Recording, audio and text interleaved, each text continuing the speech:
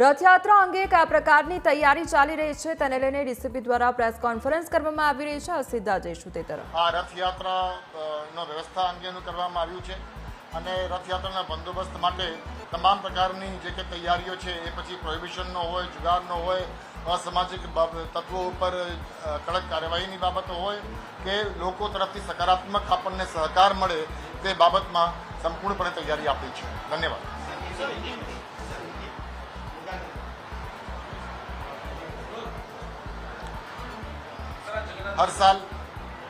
हर साल की तरह इस साल भगवान जगन्नाथ के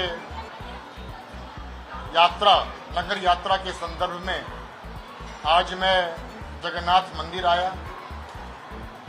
जगन्नाथ जी भगवान का दर्शन किया मैंने, महंत श्री का आशीर्वाद लिया और मंदिर के महंत श्री और ट्रस्टी के साथ पुलिस भवन के उच्च अधिकारी और अहमदाबाद शहर पुलिस के उच्च अधिकारियों के साथ एक मीटिंग की आयोजन भी की गई और उस मीटिंग में इस पूरे रथ यात्रा की व्यवस्था के बारे में अलग अलग विषयों पर चर्चा की गई।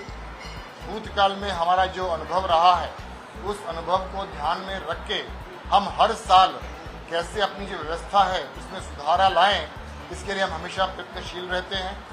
हम जानते हैं कि गुजरात पुलिस इस तरह की व्यवस्थाओं में टेक्नोलॉजी का महत्तम उपयोग करती है।